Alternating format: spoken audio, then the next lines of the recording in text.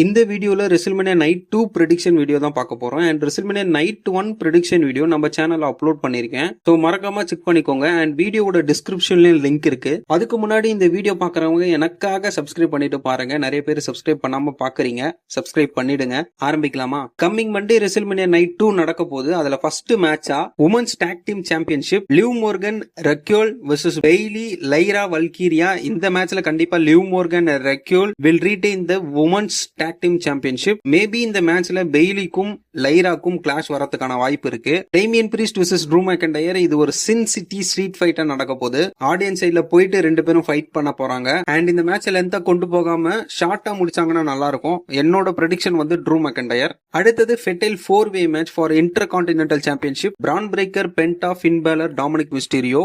இந்த மேட்ச் டாமினிக்கு ஆடியன்ஸ் சைட்ல நல்லா வரவேற்பு இருக்கு. சோ அவர் வின் பண்றதுக்கான வாய்ப்பு அதிகமா இருக்கு. அண்ட் பிரான் பிரேக்கருக்கும் பென்டாக்கும் ஃபர்ஸ்ட் ரெசில்மேனியா மேட்ச். சோ அவங்க வின் பண்றதுக்கான வாய்ப்பும் இருக்கு. சப்போஸ் ஃபின் பேலர் ஜட்ஜ்மெண்ட் டேவை விட்டு வெளியே வரணும்னு ஸ்டோரி செட் பண்ணி இருந்தாங்கன்னா இந்த மேட்ச்ல டாமினிக்கும் ஃபின் பேலருக்கும் ஒரு கிளாஷ் வரும். சோ அவங்க ரெண்டு பேரும் வின் பண்றதுக்கான வாய்ப்பு கம்மியா இருக்கும். அது மட்டும் இல்லாம 4 பேருக்கும் ஈக்குவலான வாய்ப்பு இருக்கு. பட் என்னோட ஃபைனல் ப்ரெடிக்ஷன் வந்து தி நியூ இன்டர் கான்டினென்டல் சாம்பியனா பென்டா இருக்க போறாரு.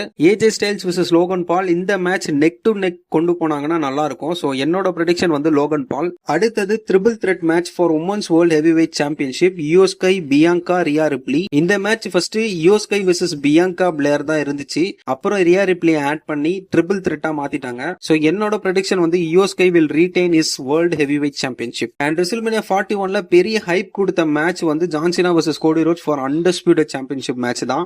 இந்த மேட்ச்ல ஜான்சினா 17th டைம் சாம்பியன் ஆவாரா இல்ல கோடி ரோட்ஸ் ரீடைன் பண்ணிடுவாரா அப்படின்னு சொல்லி நிறைய கேள்வி எல்லாருக்கிட்டையும் இருக்கும். அண்ட் சொல்ல போனா இந்த மேட்ச் ப்ரெடிக்டே பண்ண முடியல. ஏன்னா ஜான்சினா கூட ராக் இருக்காரு. அண்ட் ராக் இப்போ வரைக்குமே அப்பியர் ஆகல. ரெசில்மேனியால வருவாரான்னு கேட்டீங்கன்னா கண்டிப்பா அவர் இருந்தாதான் ஜான்சினா டைட்டில் வின் பண்ணுவாரு. சோ அவர் இல்லாம டைட்டில் வின் பண்ணாருன்னா அவர் பேபி ஃபேஸாவே இருந்து டைட்டில் வின் பண்ணிருக்கலாம். இது எல்லாத்தையும் விட்டுட்டு எனக்கு ஒரு ஐடியா வந்திருக்கு. அது என்னன்னு கேட்டீங்கன்னா இந்த மேட்ச்ல கண்டிப்பா ராண்டி ஆர்டன் வருவாருன்னு தோணுது கோடி ரோட்ஸ்க்கு ஹெல்ப் பண்ண. ஏன்னா ராண்டி ஆர்டனை தான் பிளாக்லாஷ்ல அட்வர்டைஸ்மெண்ட் பண்ணிருக்காங்க.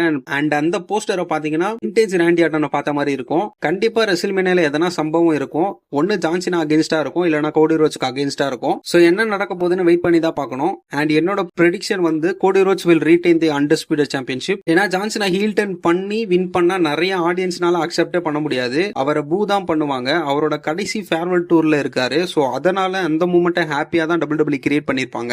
நீங்க என்ன நினைக்கிறீங்க? ரெசில்மேனியால எந்த மேட்சுக்காக வெயிட் பண்றீங்கன்னு கமெண்ட்ல சொல்லுங்க. நானும் தெரிஞ்சுக்கிறேன். அண்ட் நம்ம நெக்ஸ்ட் வீடியோல பார்ப்போம். அண்ட் முக்கியமா எல்லாருமே மைண்டையும் ஹெல்த்தையும் பாத்துக்கோங்க. பை.